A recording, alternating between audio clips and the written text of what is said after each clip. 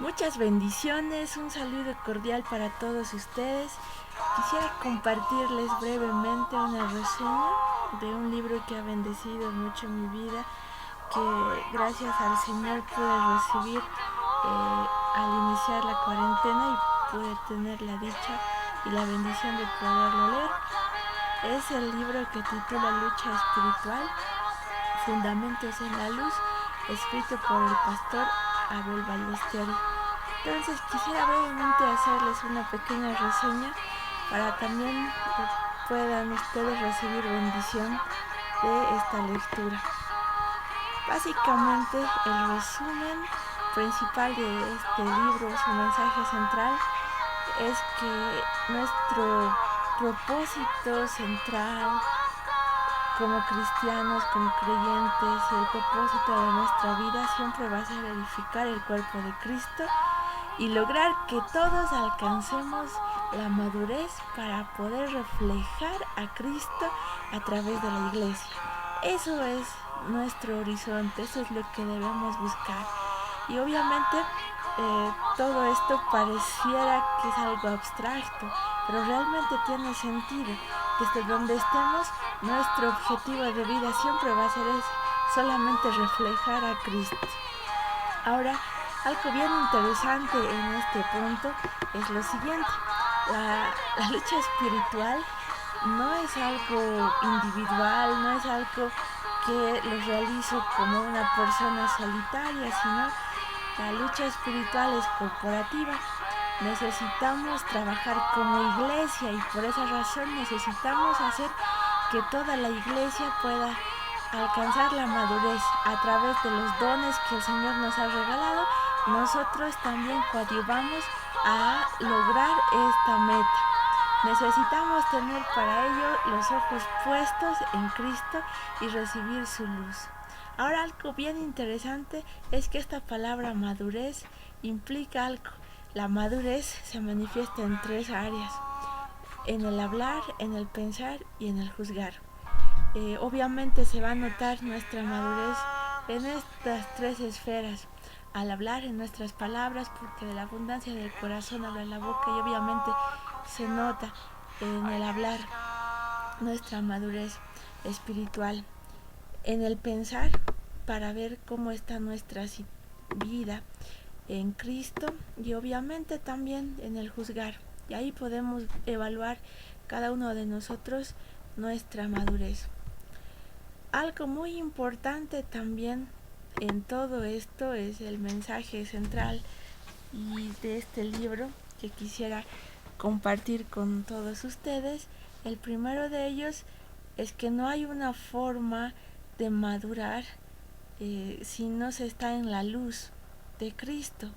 Uno se pregunta cómo voy a madurar, y la única manera de madurar es recibir luz de Cristo, erradicar la ignorancia de nuestras vidas y erradicar también todo lo que es irrelevante, lo que es temporal, enfocarnos en lo eterno.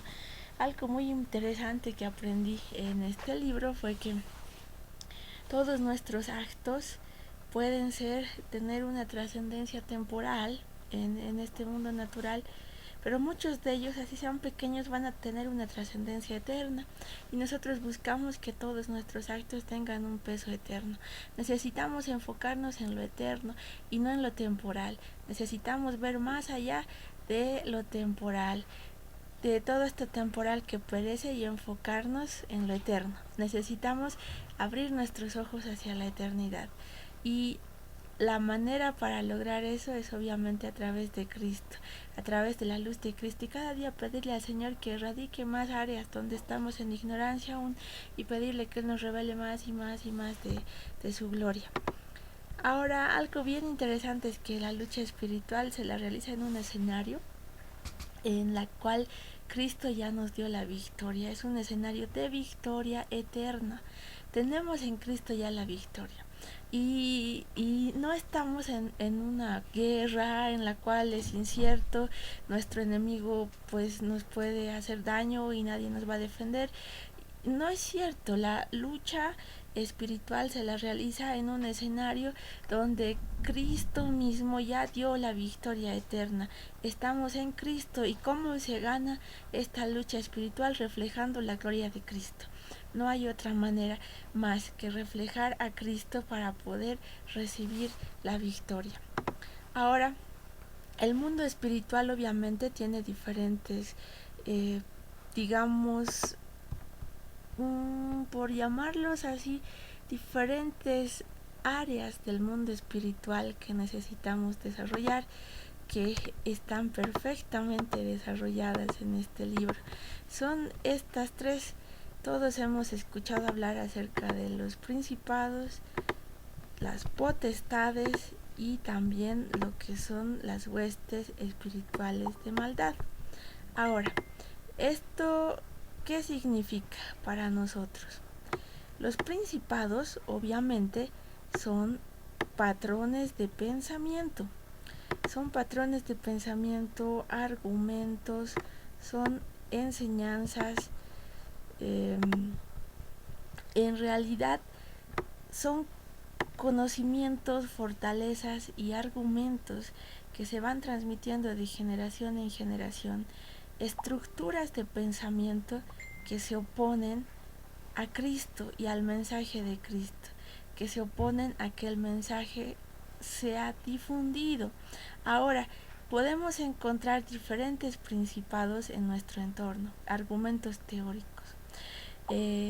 Principados que están arraigados en nuestra cultura, principados que están arraigados en la forma de pensar de generaciones, como por ejemplo el principado del humanismo, el principado del racionalismo, el principado del comunismo.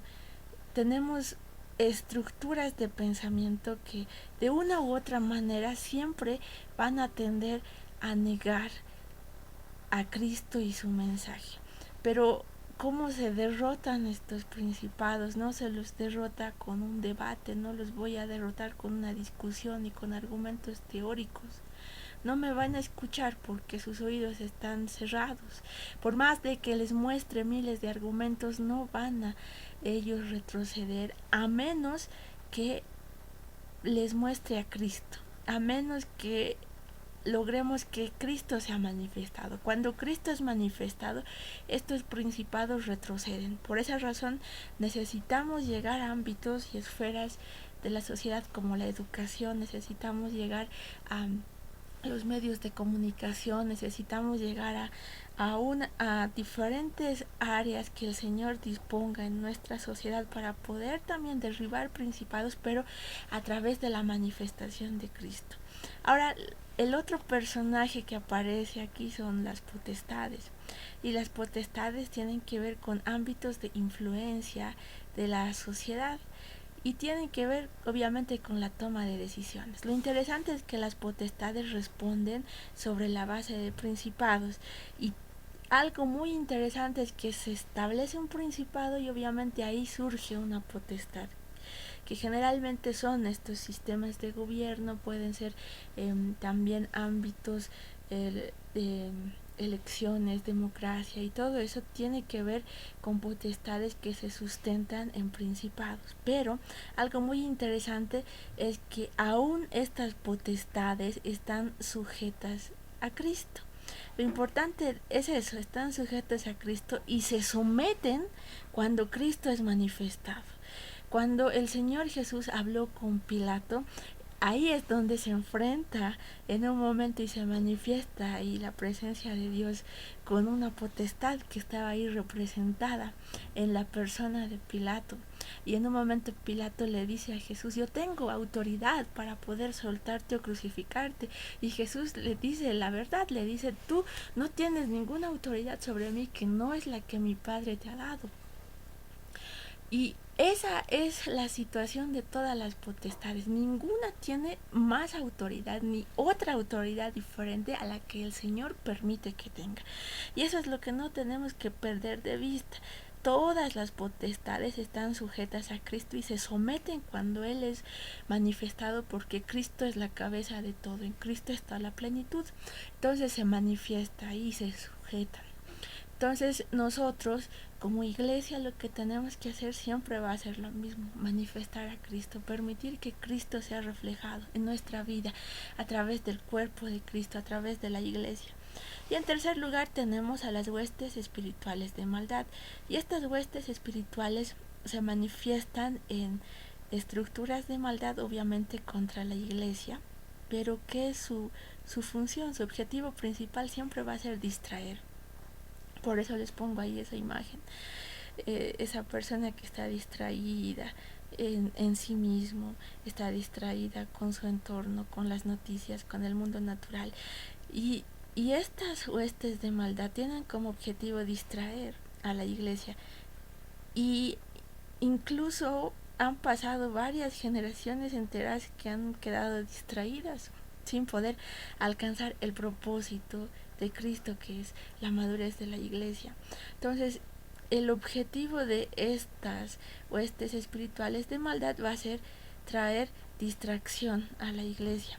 Necesitamos trabajar todos unidos desde donde estemos, con los dones que tengamos, para edificar el cuerpo de Cristo y para manifestar a Cristo en esta sociedad, para poner en orden todo lo demás.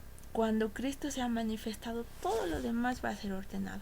No vamos a tener que preocuparnos por otras cosas, como hay cosas que sí nos preocupan, pero cuando Cristo se ha manifestado, todo va a tener su perfecto orden y esa debe ser nuestra prioridad.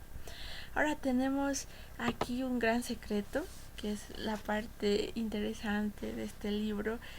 Son dos partes de este secreto. El primero es que cuando hay una operación de las tinieblas en cualquier ámbito, lo primero es entender de que no es contra una persona individual, es contra la iglesia que se manifiestan en general como cuerpo de Cristo. Pero cuando hay una operación de las tinieblas, no debemos perder de vista que aún ellos están sujetos a Cristo. Es lo primero. No puedo perder de vista eso. Están sujetos a Cristo. Y tengo la victoria eterna. Y desde la luz de Cristo, desde la victoria eterna, ahí sí puedo actuar. Y en segundo lugar, ¿cuál es el objetivo de las tinieblas? Solamente va a ser traer distracción para robar la palabra que Dios está sembrando en nuestro corazón. Entonces, la próxima vez que enfrentes una situación difícil, que tal vez pases un momento de una situación complicada, enfócate en algo. ¿Cuál es la palabra que Cristo puso en tu corazón?